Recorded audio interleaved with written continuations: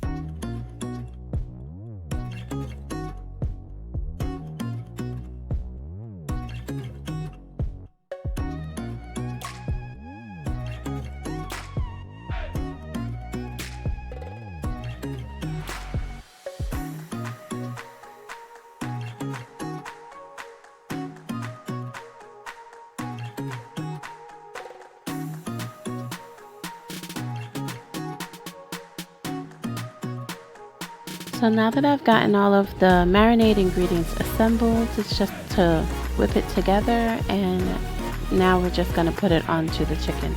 So I'll be using 3 chicken breasts, and I'm going to leave mine to marinate in my my plastic container. You can use a Ziploc bag if you want, and what I did was I put half on the bottom, so that way I know that the bottom of the breast will be coated, and then I'm just going to smear and rub the other half of the marinade on the top of the breast. Like I said, if you want, you can just mix the marinade into a Ziploc bag and then dump your chicken pieces into that. So once I get the chicken completely coated and rubbed all over with the marinade, I'm going to put it into the fridge, and then we'll get started on the biryani rice.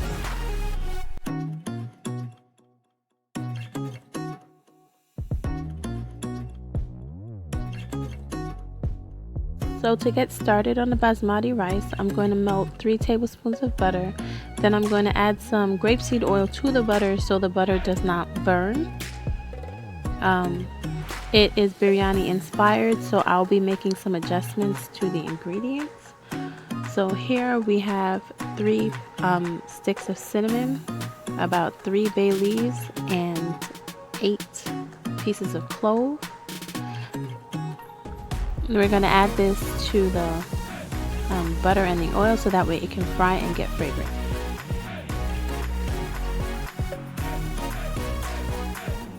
This is black pepper powder. These will be my variations because the recipe calls for whole peppercorn, but I don't have that, so I'll just be using the black pepper powder.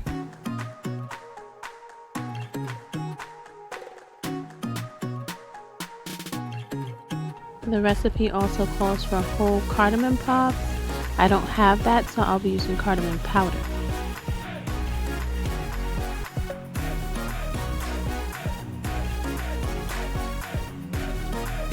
Turmeric powder replaces the saffron in the recipe.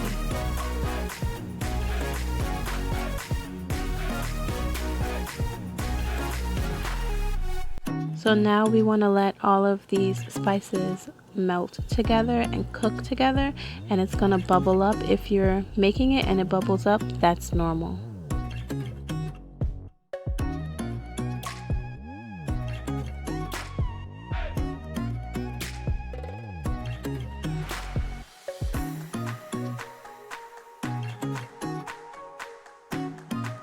I'll be using parboiled rice. I've already washed and rinsed my rice several times over. So we're just going to add it to the Instapot, stir it around, and then I'll be adding water. I'm adding my water in a 1-to-1 ratio. So because I used 3 cups of rice, I'll be using approximately 3 cups of water.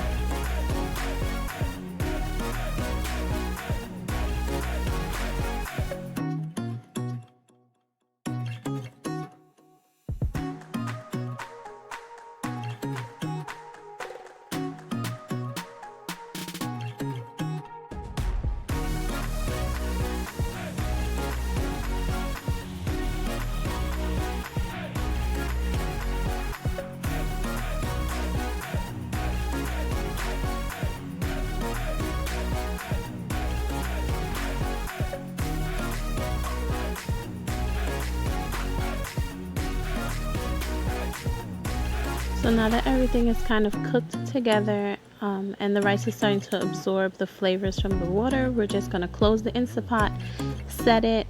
I think I set mine for about 30. And now we're going to get over to our chicken. So this is a chicken we marinated earlier. I changed my mind and I just decided that I was going to cut it up in strips now before actually putting it to bake.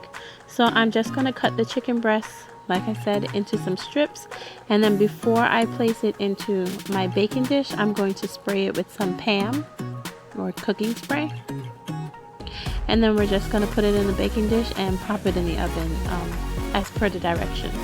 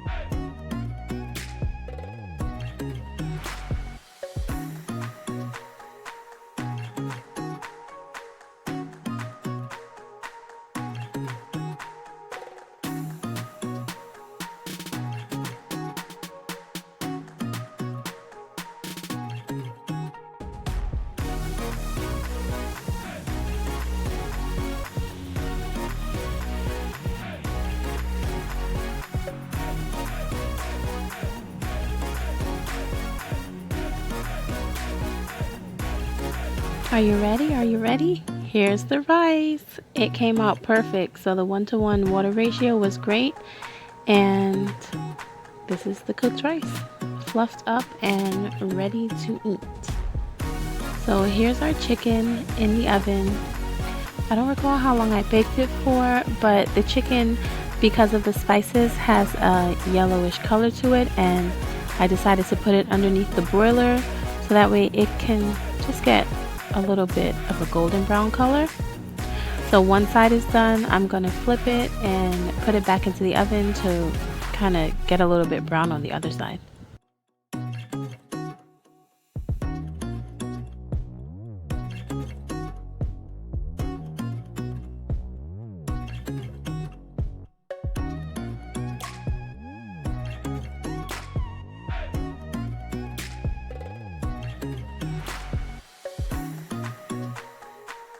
Okay, so here we are with our finished product. So because it's chicken breast, it doesn't have to stay in the oven that long, and because we put on the broiler just for it to get a little color, it's perfect now.